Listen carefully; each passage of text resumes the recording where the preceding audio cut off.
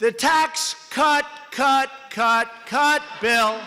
Many provisions of President Trump's signature 2017 Tax Cuts and Jobs Act, or TCJA, are set to expire at the end of 2025. He's promised to make the Trump tax cuts permanent and to cut taxes even more. The Journal spoke to 3 economists who specialize in corporate taxes, pass-through business taxes, we'll explain what that means in a bit, and taxes for individuals. We asked them, what effects did the 2017 tax cuts have, and what happens if they expire? Let's start with corporate taxes. In 2017, the TCJA permanently reduced the top corporate income tax rate from 35% to 21%, which put the U.S. more in line with other G7 countries. We're not going to lose our companies anymore. They're going to stay in our country. There was a modest effect on corporate investment that went up as a result of firms paying lower taxes. This is Harvard economics professor Gabriel Chatterow-Reich. He co-authored a study that focused on the impact of a lower corporate tax. Trump's Treasury Secretary at the time, Steven Mnuchin, said the tax cuts would generate more than enough economic growth to help pay for the lost revenue. Not only will this tax plan pay for itself, but it will pay down debt. Chatterow-Reich's study found that didn't quite happen, at least not when it comes to corporate tax revenue. In 2018 and 2019, tax revenues went down substantially, bringing less money to the government, while investments by corporations ticked up. The higher corporate tax investment didn't generate enough economic growth to make up for the drop in corporate revenue from the lower tax rate. It remains to be seen whether other parts of the 2017 tax bill, like the reshoring of corporate profits, could have offset the decline. The corporations that are giving billions and billions of dollars away to their workers, and many more are coming. I think that's really what's selling this, maybe better than anybody could, including myself. In 2017, White House economic advisors estimated that corporate tax cuts would give households an average income boost between $4,000 and $9,000. Chatterow-Reich and the study's co-authors used modeling based on data from 2018 and 2019 to come up with a much lower individual wage boost of about $750 per full-time employee. $750 per person is not nothing. So that's a glass half full version. Glass half empty version is we also need to collect tax revenue in order to have a functioning society and government. Getting that additional income cost us a lot of tax revenue.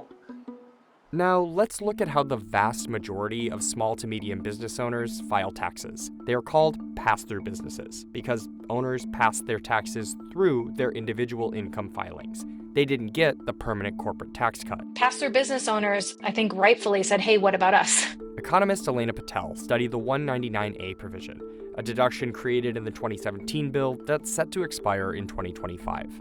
The provision allows a temporary 20% tax cut on qualified income for millions of business owners. This is a huge boom for growth for these businesses. The problem is, Patel says, that there's little evidence that proves this deduction helped boost investment or employment. So in some sense, it was just a tax cut to business owners.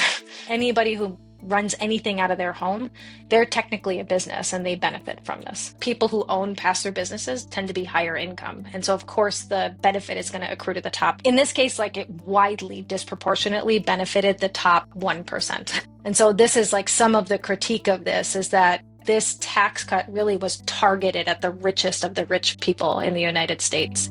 Republican lawmakers argued that the 199A deduction needs to be renewed.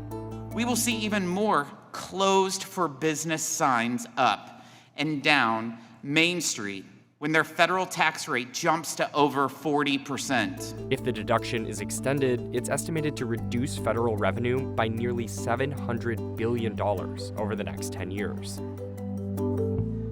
When it comes to tax cuts for individuals, Democrats largely criticized the 2017 tax bill for benefiting only the rich. The president is part of the top 1%, and the bill is aimed to help the top 1%. Williams College economics professor John Bacchia says the reality is more complicated. People in the top 1% of the income distribution get a tax cut that's equal to about 2% of their income. Whereas for the middle class and lower income people, the tax cut was smaller as a percentage of their income.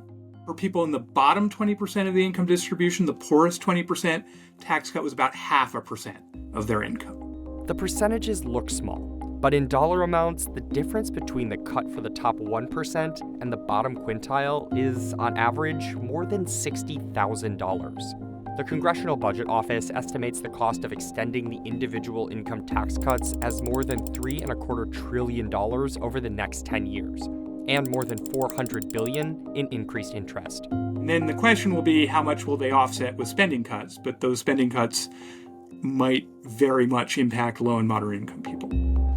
Democrats warned that extending the 2017 tax cuts will come at the expense of programs that help Americans. The safety net is under assault. This whole thing feels a bit like a scam.